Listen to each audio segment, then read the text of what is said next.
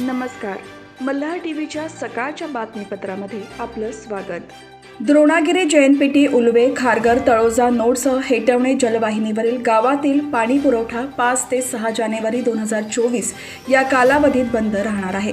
सिडकोतर्फे हेटवणे जलशुद्धीकरण केंद्र आणि जलवाहिनीवर देखभाल दुरुस्तीचे काम हाती घेण्यात येणार असल्याने पाणी पुरवठा बंद असून त्यानंतरही पुढील 24 तास कमी दाबाने पाणी पुरवठा होणार आहे. प्रभावित परिसरातील नागरिकांनी पाण्याचा साठा करून या कालावधी दरम्यान पाण्याचा जपून वापर करावा असे आवाहन सिडकोतर्फे करण्यात आले आहे.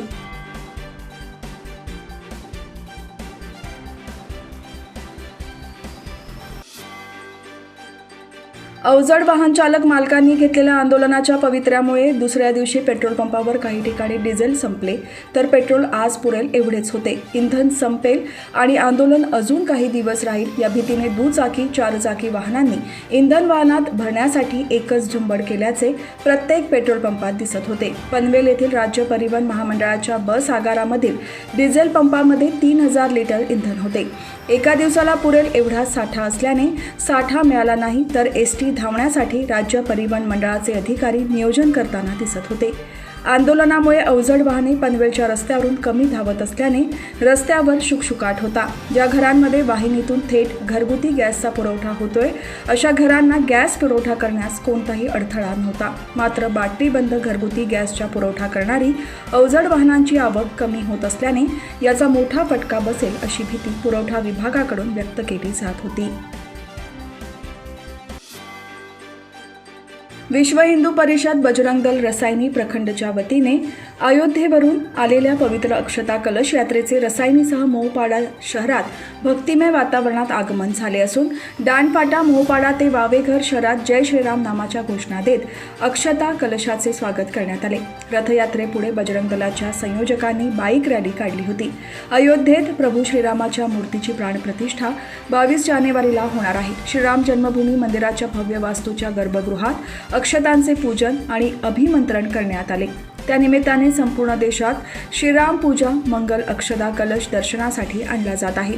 मंगल अक्षता कलशातील अक्षतांचे वाटप 1 ते 15 जानेवारी दरम्यान प्रत्येक घरोघरी करण्यात येणार आहे.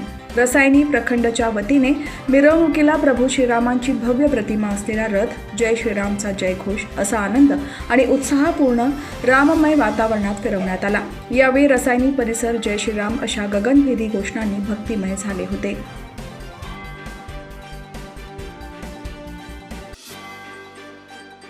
राष्ट्रीय महामार्ग क्रमांक 4 वरील वावंढळ हद्दीत वेरणा गाडीचा भीषण अपघात झाला. एकाचा जागीच मृत्यू झाला असून 2 जखमी झाले आहेत. पहाटे 3 वाजण्याच्या सुमारास वेरणा गाडी राष्ट्रीय महामार्ग क्रमांक 4 वर पनवेल दिशेकडे वावंढळ हद्दीत एका वळणावर झाडावर आदळून अपघात झाला. यामध्ये उत्तम जाधव याचा जागीच मृत्यू झाला आहे तर दोघांना पनवेल आणि कामोठे येथील MGM हॉस्पिटलमध्ये दाखल करण्यात आले आहे.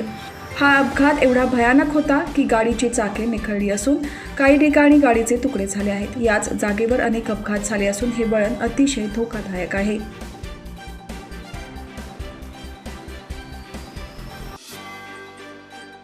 छावा प्रतिष्ठानचे संस्थापक अध्यक्ष निलेश थोरे यांच्या पुढाकाराने माणगावमध्ये मोरबा रोड मार्गावरील रिळे पाचोळे फाटा येथील भव्य मैदानावर माणगाव महोत्सव 2024चे दिमाखदार पद्धतीने आयोजन 23 डिसेंबर ते 3 जानेवारीपर्यंत करण्यात आले आहे. या महोत्सवात संपूर्ण महाराष्ट्रात आपल्या नृत्याविष्काराने विविध रंगमंच गाजवून रसिक प्रेक्षकांची मने जिंकणारी नृत्यांगना गौतमी पाटील हिने आपली नृत्याविष्कार सादर करत संपूर्ण माणगावकरांची मने जिंकली. छावा प्रतिष्ठानच्या या महोत्सवानिमित्त आयोजित गौतमी पाटील यांच्या कार्यक्रमाला रसिक प्रेक्षकांची तुफान गर्दी होती.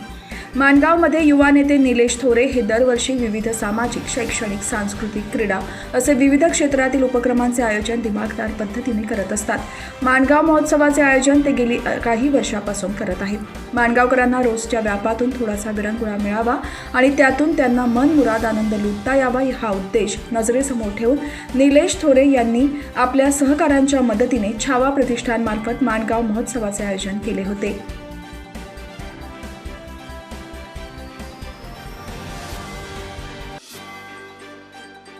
इंधन वाहतूक करणाऱ्या वाहतूकदारांनी संप पुकारल्यामुळे रायगड जिल्ह्यातील वाहनधारकांनी रात्रीपासूनच पेट्रोल पंपावर रांगा लावल्या होत्या. मात्र दुपारनंतर वाहतूकदारांनी आपला संप मागे घेतल्याने सर्वांनी सुटकेचा निश्वास सोडला.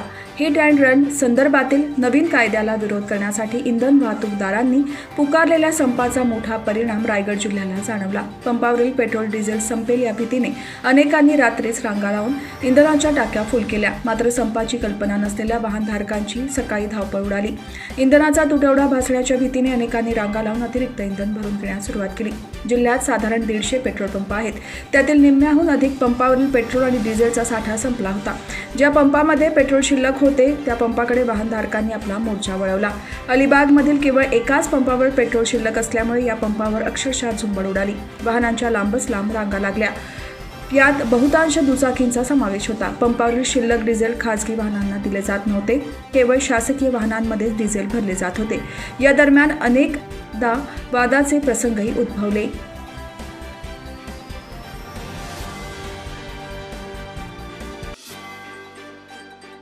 रोहा तालुक्यातील चनेरा विभागातील सुडकोली गावात मुस्लिम समाजाच्या नवीन कार्यकारिणी मंडळाच्या निवडीसाठी जामा मशिदीत आम सभा आयोजित करण्यात आली होती.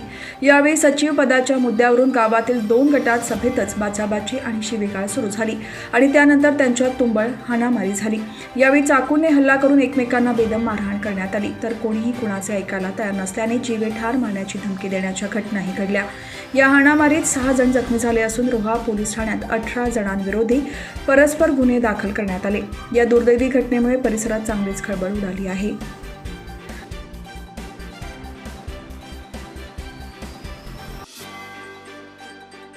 कर्जत तालुक्यातील हुतात्मा वीर भाई कोतवाल आणि हुतात्मा हिराजी पाटील यांच्या 81व्या बलिदान दिनानिमित्त कर्जतमध्ये विविध कार्यक्रमांचे आयोजन करण्यात आले होते. हुतात्मा स्मृती समितीच्या वतीने कर्जत शहरात मशाल मिरवणूक काढण्यात आली. त्यानंतर हुतात्म्यांना आदरांजली वाहण्यात आली. कर्जतच्या टिळक चौकात हुतात्मा बलिदान दिनाचे आयोजन करण्यात आले होते. पहाटे ठीक 6:10 ॲडव्होकेट गौतम गायकवाड यांच्या हस्ते क्रांतीज्योत प्रज्वलित करण्यात आली. शंकर थोरवे आणि गजानन बोराडे यांच्या हस्ते हुतात्मा भाई कोतवाल आणि हुतात्मा हिराजी पाटील यांच्या प्रतिमेला पुष्पहार अर्पण करण्यात आला. यावेळी ॲडव्होकेट गोपाळ शेळके, ॲडव्होकेट संतोष जोहेकर, प्रभाकर बडेकर यांनी सिद्धगडहून आणलेल्या मूर्तिकेचे पूजन विजय मांडे यांच्या हस्ते करण्यात आले. या प्रसंगी नाभिक समाजाचे अध्यक्ष राकेश डगळे, उपाध्यक्ष कृष्णा पवार, सचिव विशाल कोकरे, सागर मंडलिक, गणेश गायकवाड, संतोष पवार उपस्थित होते.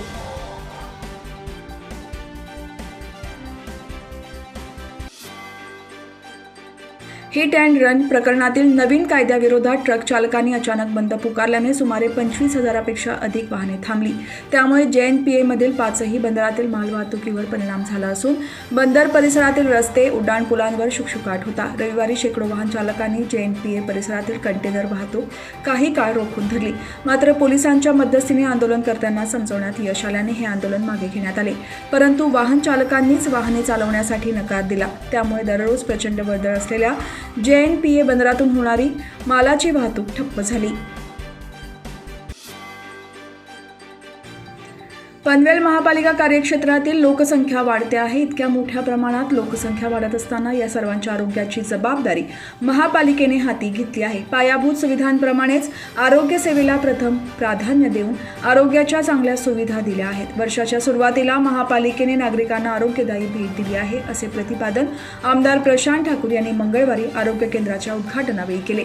पनवेल महानगरपालिका क्षेत्रातील नागरिकांना प्राथमिक उपचारांच्या उत्तम सुविधा मिळण्याच्या दृष्टीने पनवेल महानगरपालिकेच्या वतीने कळंबोली आणि कामोठे येथे नागरी प्राथमिक आरोग्य केंद्र तसेच आसुडगाव आणि तळोजा येथील आरोग्य वर्धिनी उपकेंद्राचे उद्घाटन भाजपचे मावळ लोकसभा निवडणूक प्रमुख आमदार प्रशांत ठाकूर यांच्या हस्ते मंगळवारी झाले.